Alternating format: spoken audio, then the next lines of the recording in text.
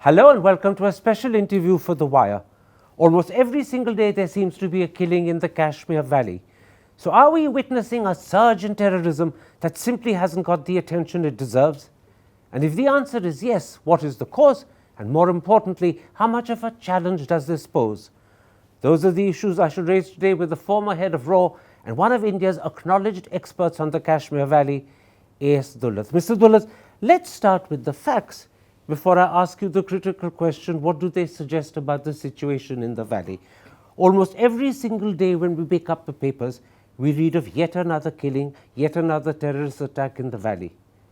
3 days ago, on the 15th, The Hindu reported that in just the 4.5 months of this year alone, 12 non-local laborers and Hindus have been killed. And if you add to that the number of Kashmiri Muslims who've been killed, the number rises exponentially. So do we have a serious terrorism problem on our hands which hasn't got the attention it deserves? No, I think the problem is certainly serious. But I'm not very good with figures, and nor do I have access to genuine figures. But if the Hindu is reporting, and their correspondent is based in Srinagar, and he's well known, so I would imagine those figures are right, but if you add the Kashmiris who've been killed, it will be nearer 20 or 25, not 12. So it's much more. But coming to the seriousness of the problem, if you allow me to go back to, let's say, the abrogation of Article 370, August 2019, at that time one used to hear there'll be an uprising in the valley. And government was anticipating it because a lot of extra security forces were sent to Kashmir. But there was no uprising. And then I spoke to some Kashmiris and I said, what happened to the uprising? And most of them would not answer or were silent. But there was one boy who said to me, he said, you know, what is happening is that now information goes from person to person. And the Kashmiri has decided not to die cheap.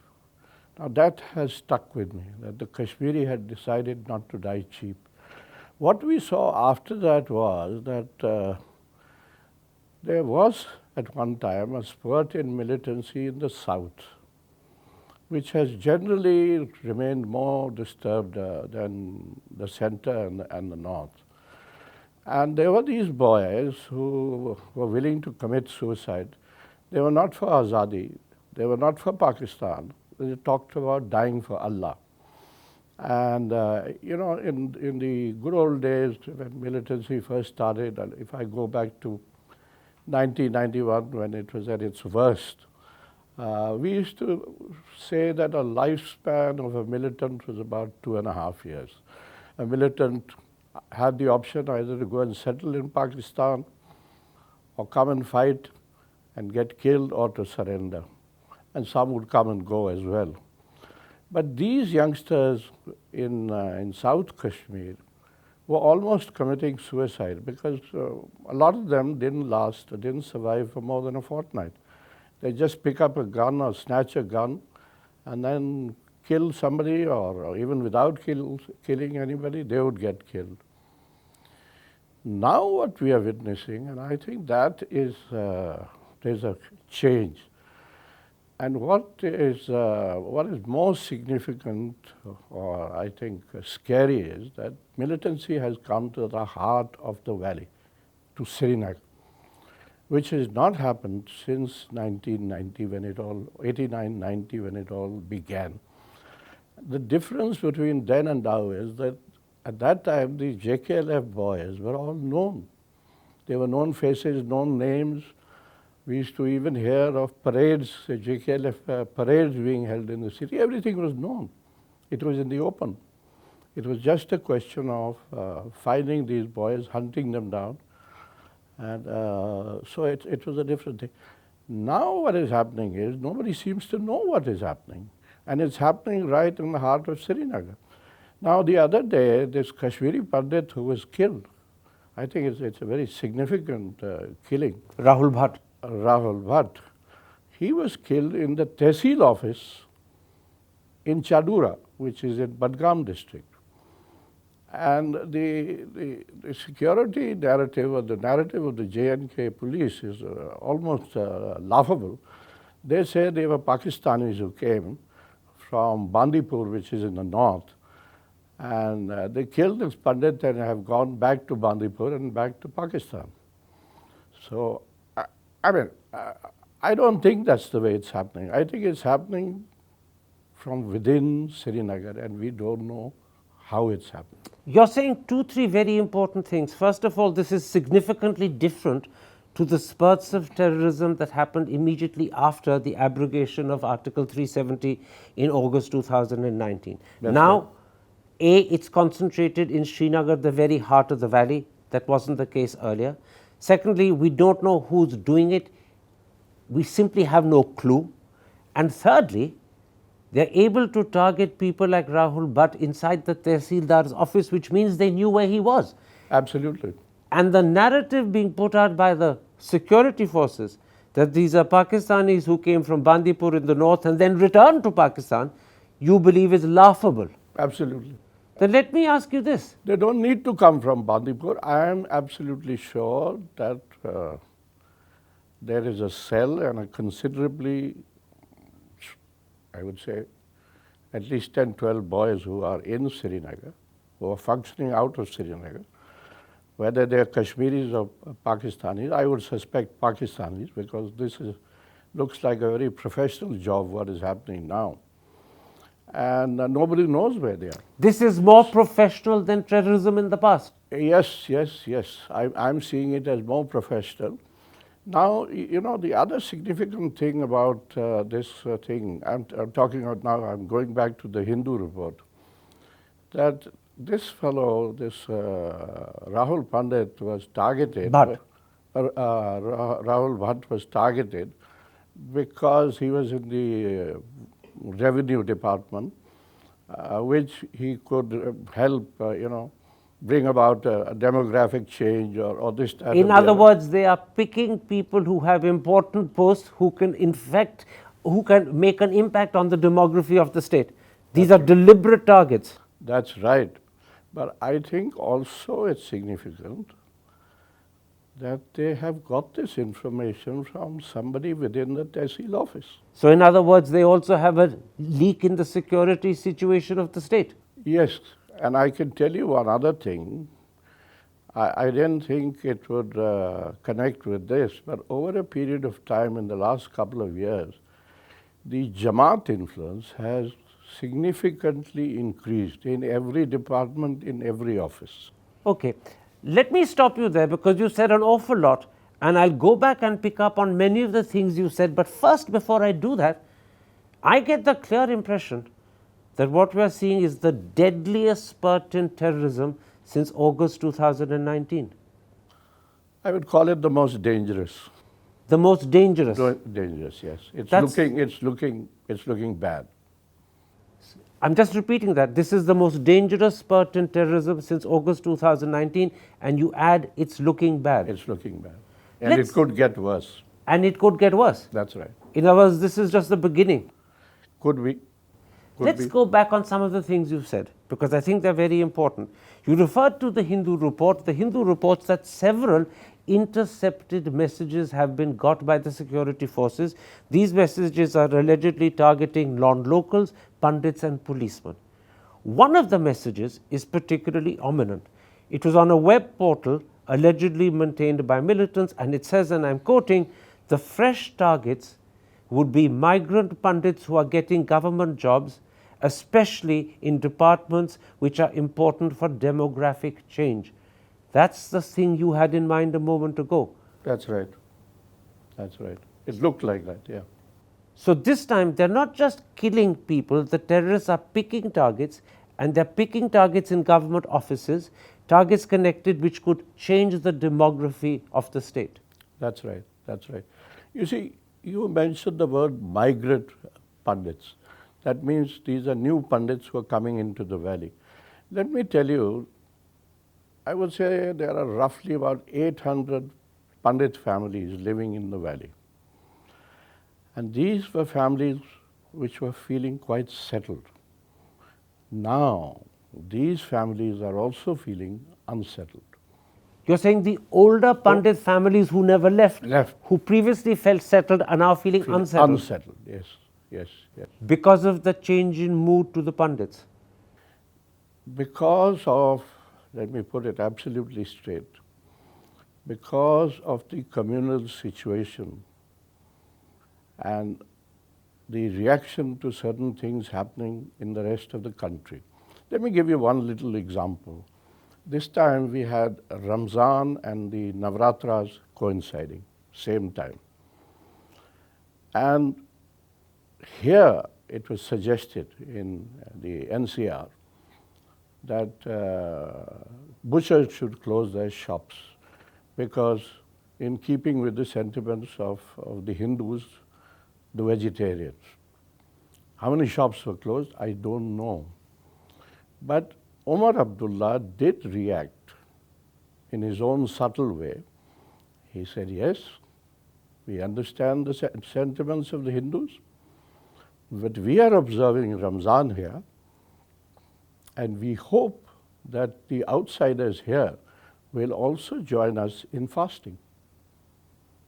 I don't know if anybody noticed that or heard that. You're saying that there is an exact and opposite response to what happens outside Kashmir within Kashmir. What I'm saying, sir, is that it is beginning to have an impact. You know, let me also explain it this way, that the Kashmiri Muslim has always said that he is a class apart. He has nothing to do with the Indian Muslim. And the Indian Muslim here has also said, we are not the valley and we don't care what is happening. That's changing. That is beginning to change in my view. In other words, what happens to Muslims south of the Banihal line now affects Kashmiris north of the Banihal line.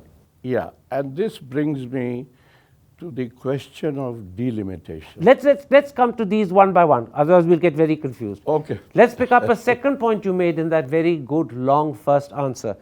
You said, and again you were quoting the Hindu.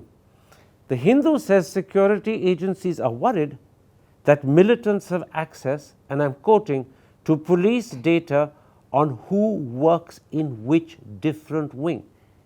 That presumably is how they knew exactly where Rahul Bhatt was inside the Tehsildar's office. They were able to walk in and kill him and escape. And they knew who Rahul Bhatt was. But if they have access to who works where, not just in terms of who the person is, but what work he's doing and the importance of that work, then that also means that they've infiltrated the security system. Could be, because as I told you, the Jamaat is all over now. And the Jamaat, as you know, are the most radical. The Abdullahs went after the Jamaat. Sheikh Saab was very anti-Jamaat, and so was Dr. Farooq. Mufti Saab was a little soft on the Jamaat because Gilani Saab was a friend of his. So the Jamaat gained in influence during Mufti Saab's time. Now, from whatever I learn and understand, they are spread all over. You're saying that the Jamaat influence in the administration through the officers, the clerks, the peons and the officials working in government offices has grown sizably. Sizably. So the police would not be exempt from that. And that means that this Jamaat influence, which you say includes the police, is in fact the source of information to the terrorists, and this is how they know who's important, where he is and how to get him. I think it goes beyond that. What do you mean? Explain that. You see, we talk about overground workers, OGWs. That's the term often used. And in Gilani Saab's time, for instance, most of those OGWs were around Gilani Saab. Or if you were extended, the other separatists, the Hurriyat, whatever it was. Today I get the sense that we don't even know who these overground workers are. We don't know who the terrorists are, and we don't know who the overground workers are. And I don't think it's confined just to the Jamaat. The number may be quite large. You mean the number of overground workers may have grown exponentially? Could have. It would appear so. You see, Let's just explain to the audience what overground workers are. These are people who are affiliated to tanzeems and jihadi groups, but not working today, for them directly. today, They are working overground. No. I would disagree with that. You're right, but today the situation has changed. I would just call them sympathizers, and those who see what's happening, who might help in what's happening, and who will not talk. So the number of people sympathizing with militants has grown exponentially. Well, it's grown. It's substantially. Yeah. These are people who've infiltrated through the Jamaat, the administration, the police. No, sir, no. I'm not saying just the Jamaat. Jamaat is one point I've made. But well beyond that. Beyond that. They are in the general public. There would be people who would be sympathizing with what these gunmen are doing. And those gunmen may only be 10. You're saying something even more worrying. You're saying there are many people who you may meet on the streets of Srinagar or Baramulla or any other Kashmiri town, and they may well be secret sympathizers of militants. You just don't know. That's right. You mentioned Baramulla. You know what happened in the wine shop recently, a few days ago. Somebody came in a burqa. Day before yesterday. Yeah. Somebody came in a burqa and rolled a grenade in there and killed someone.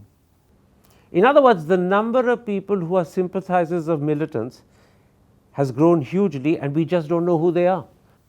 We won't know who they are. And again, I come back to the point that today, when we used to talk of militants earlier, and we used to talk of infiltration from Pakistan, that infiltration has stopped. Almost stopped, totally stopped.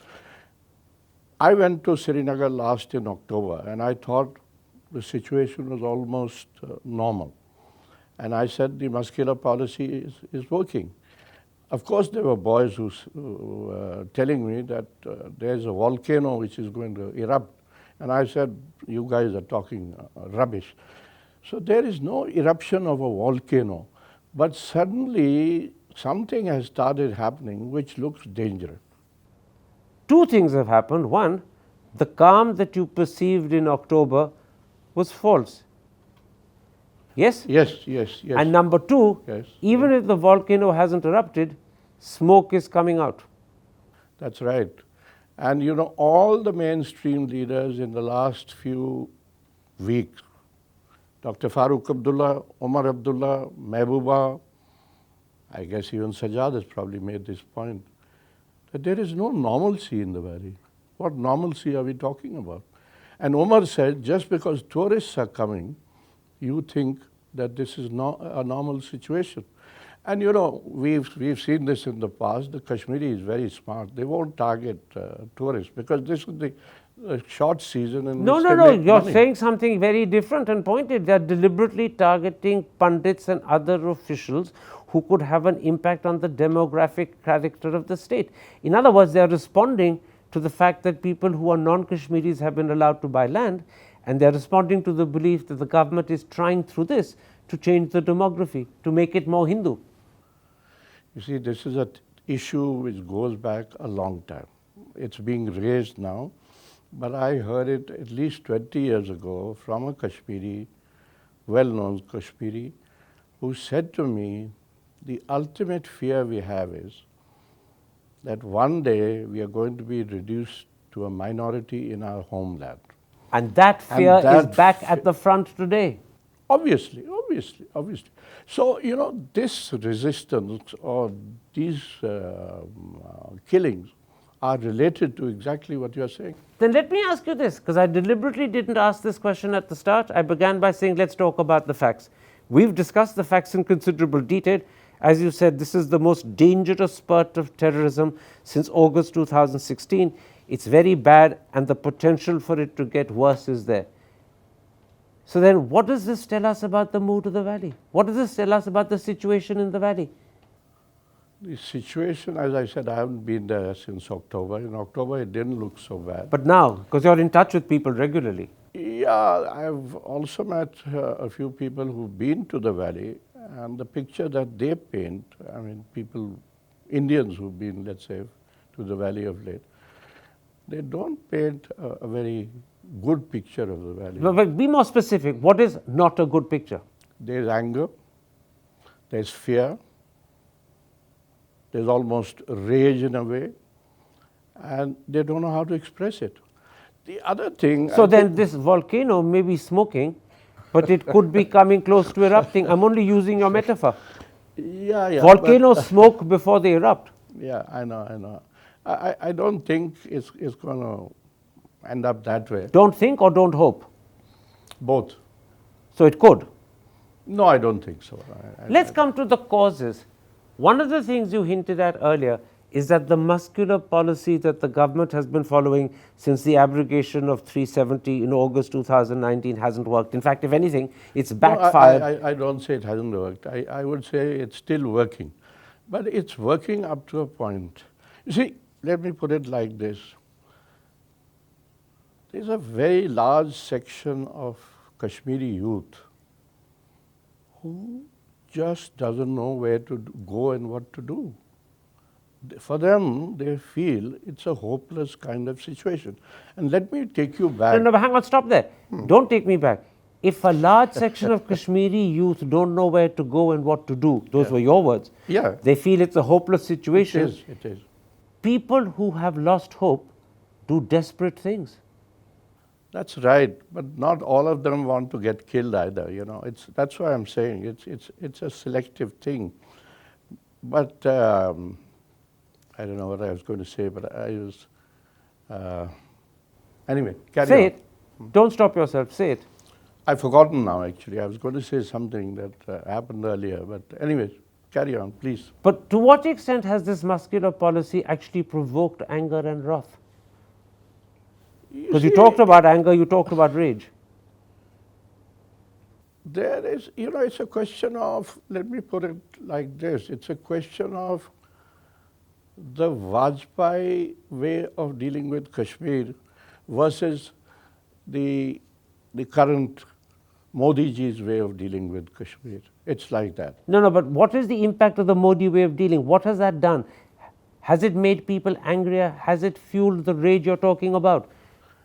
I don't know. No, I would. But then where does this rage come from? But then hang on, sir. If it's not the muscular policy that's fueling the rage, where does the rage and the anger come from? Because you are the one who I told you two issues. One is the fear of a demographic change, and which will be always resisted. And the second? And the second is what is also happening in the country. To what extent is this anger, this rage, fueled by films like the Kashmir Files? I'm going to quote what Farooq Abdullah said to the Hindu just 48 hours ago. He said, the Kashmir Files movie has infused hatred among the youth in Kashmir. He said, the youth are angry here for how they are being perceived outside. That's right. Whenever I tell you something, whenever Dr. Farooq Abdullah says something, it needs to be taken seriously. In this particular case, I think that Kashmir Files is now a slightly old story. But I'll take you back to something else that Dr. Farooq Abdullah has said in Parliament. And I think even that has not been taken notice of. He said, I'm not a Pakistani. I'm an Indian. I was born here. I'll die here. And I want to be buried here. Did anybody take any note of that?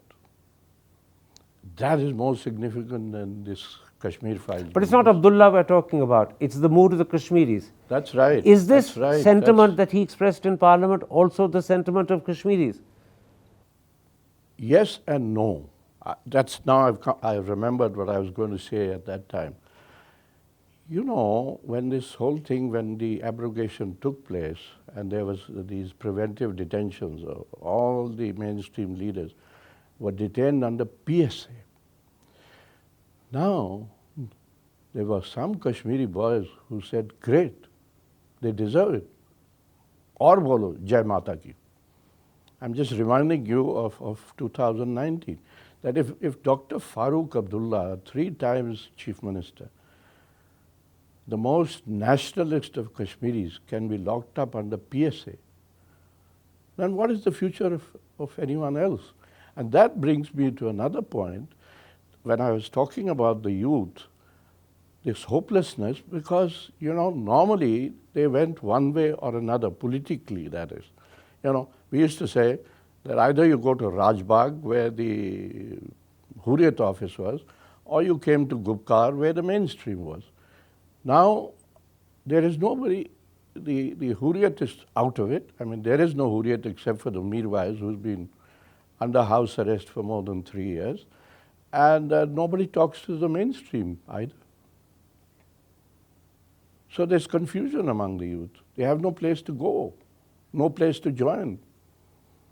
And the other thing... And that is part of the anger, that is part of the rage. Yes, it's basically, it's frustration, nothing, there's no hope, nothing will happen. You said something else too. You said in one of your earlier answers that you believe the hand of Pakistan is detectable because the quality of the terrorism happening is far too professional to be the work of ordinary local Kashmiris. It is, it's different. It's different. That's why I was going to take you back to these 3-4 killings that happened some time ago. Somebody had walked into that chemist shop and shot a Kashmiri pundit some time ago. Bindru, I think his name was. And he was somebody that he was liked in the locality and generally liked in Srinagar, but somebody went in and shot him. Then there was the killing of that headmistress in a school, and for whatever reason she was singled out and killed. And these people whoever are involved in these killings just seem to disappear. None of them has been caught. Occasionally we hear of an encounter and the police claiming that we've killed the killers of so-and-so. But how is it that you haven't been able to catch even one? You don't even know where even one is. I'm talking of a cell in Srinagar. I'm convinced that there is a cell in Srinagar which is functioning and which we are clueless about. Is this a Pakistani cell? I think so. And the fact that these people can come... It is too professional to be just our job. It's this sort of thing, you see, the other point I'd like to make here is, which is also part of the dangerous situation, that militancy or terrorism has gone deep underground. That is when it's most dangerous, when nobody knows what's happening. We saw a phase of this in the mid-90s when terrorism began to wane and it started going underground. That's happening again. Now it's happening in a much more professional way, as I see it. And you talked about people walking into shops and killing people. Yeah. Headmistresses being killed and no one even knowing it's happened. Yeah, it happened. Are they using devices like silencers? Is that part of the professionalism? That was the first question that I asked my Kashmiri friends. I said, when these people were killed, was there any sound? They said, yes, there were gunshots were heard.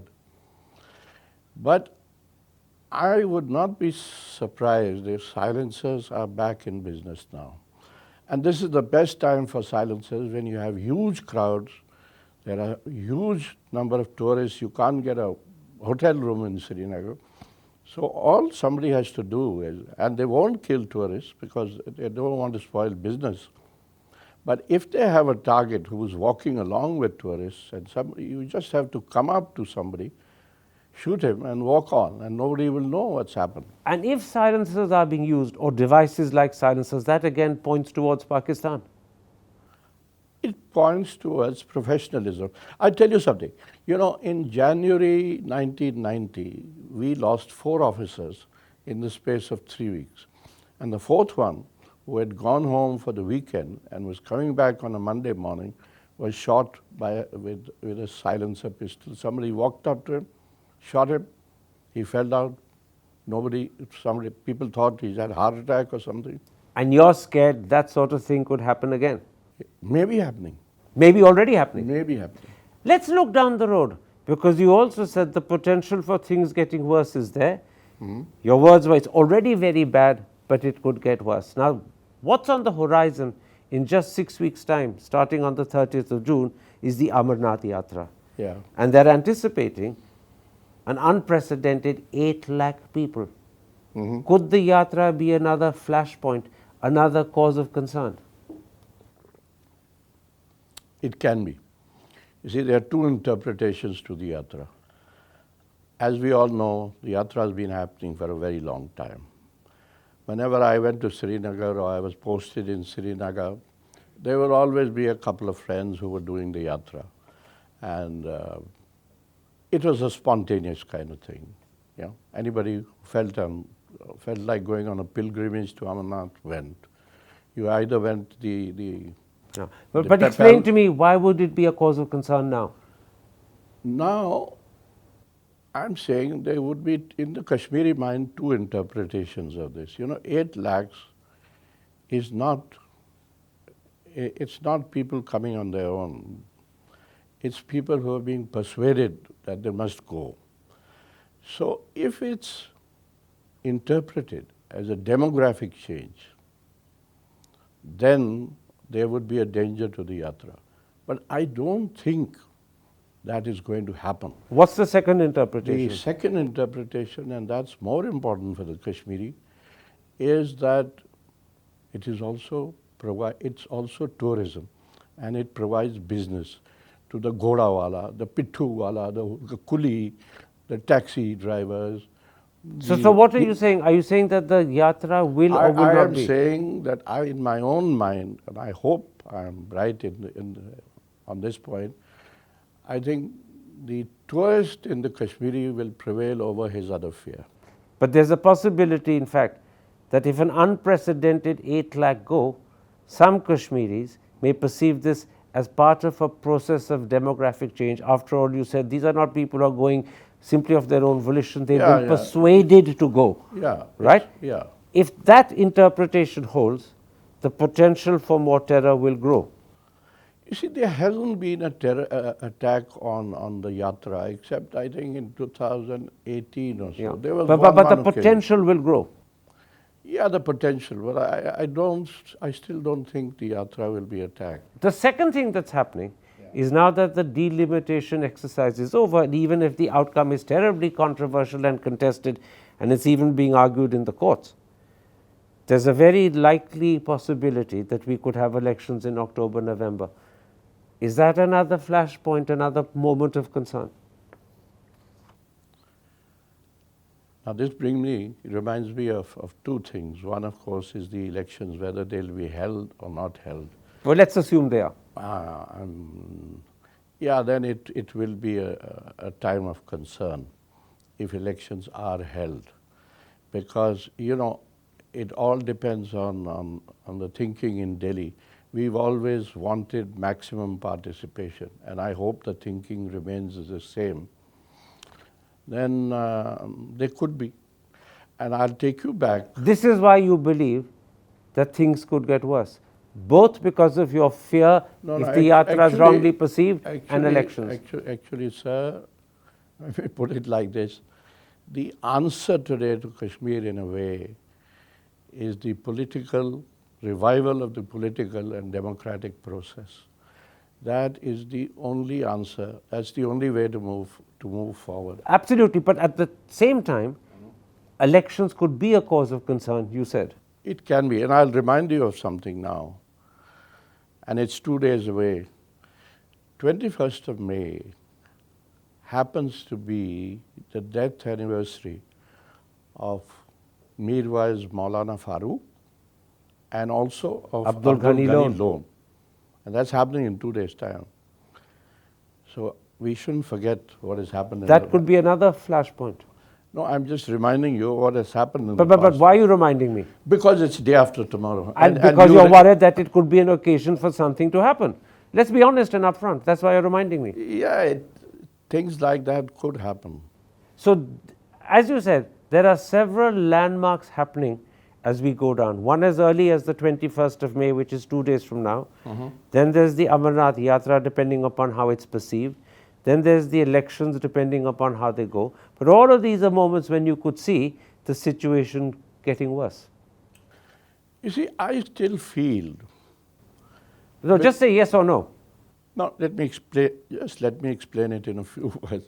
I still feel that if this cell, which I believe there is a cell in Srinagar, if this cell can function with the impunity that it is functioning with, it would not like to expose itself. It would still keep targeting whoever they like, wherever they like, whenever they like. Pick on individuals and do that. It can happen during the elections. It can happen. And during the yatra? Yatra, I don't think it will happen because, as I say, it has not happened in the past. Actually, the Kashmiri has, in a sense, always participated in the yatra. There used to be langars. Let's come back to the focus rather than divert to the yatra. At the moment, Kashmiri pundits are in a state of panic. They're clamoring to leave the valley. They want to go to Jammu.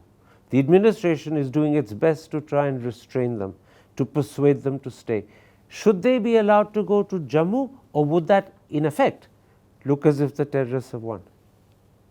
No, I haven't heard of this, but I mean, if somebody wants to leave, they should be allowed to leave. I mean, why would you want to force somebody to stay? But won't that then do the terrorist work for them? Which brings me to another point about the pundits, that, so many years, 35, 37 years, whatever it is, every government that we've had in Delhi has said that the pundits must be brought back to the valley.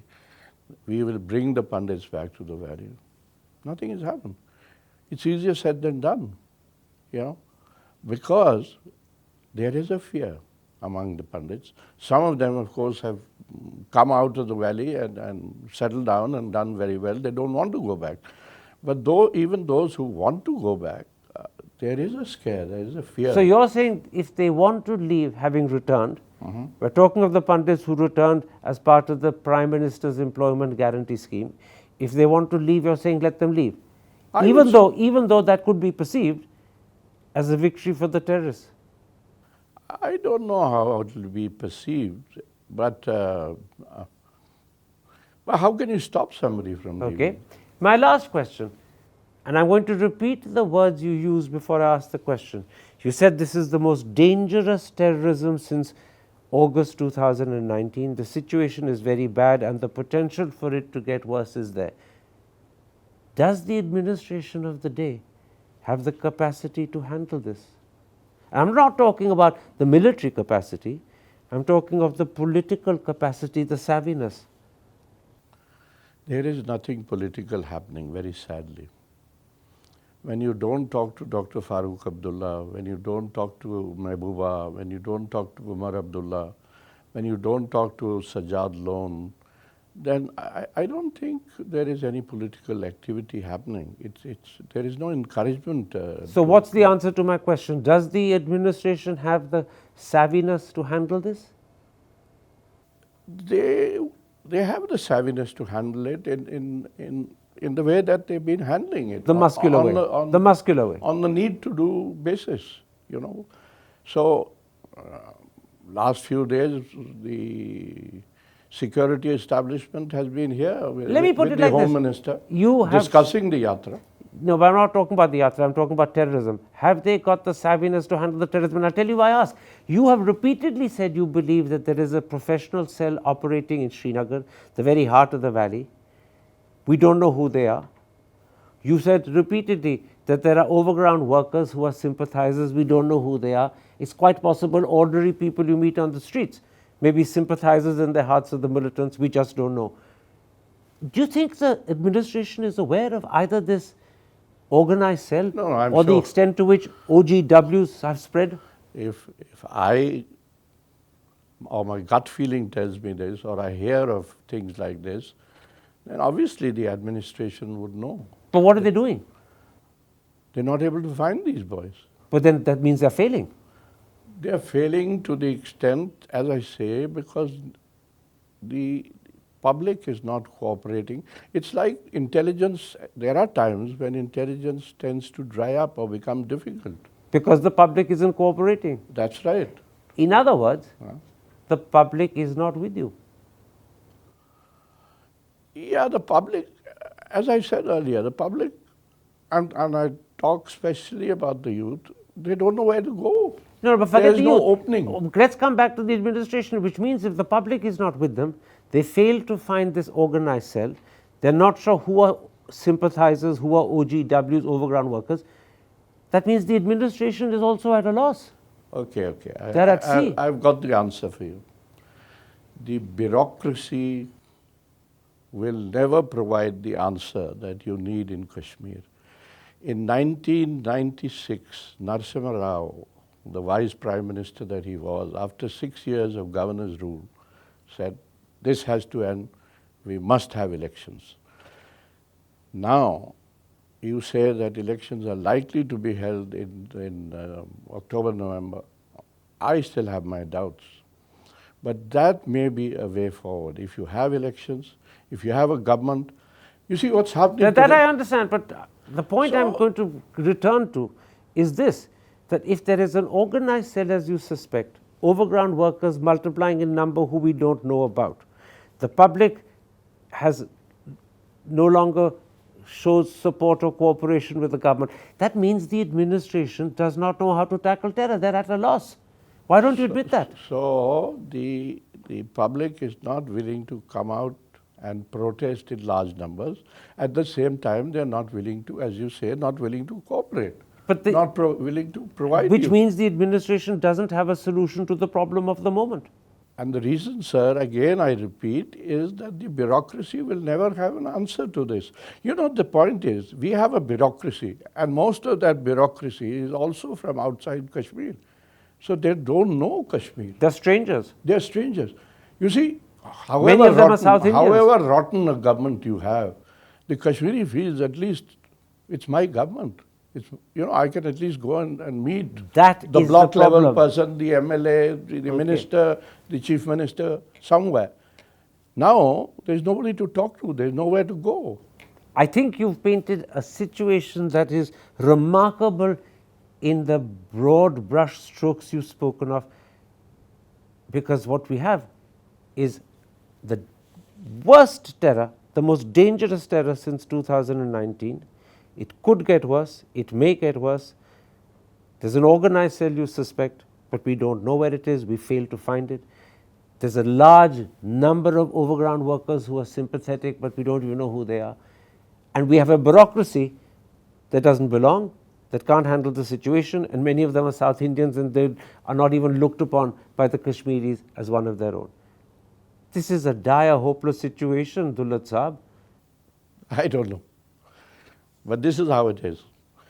And I repeat again, we need a revival of the political and democratic process in Kashmir. Well, let's hope that happens, because we've painted a picture today that is pretty worrying. I thank you for your honesty. I noticed that every time you said something, you qualified it as well, and I was always picking one of the alternatives rather than the other. But you're smarter than me, sir. But the image that you portrayed is one that will worry people deeply. And I'll end by repeating, probably for the 5th time, this is the most dangerous terrorism we faced since August 2019.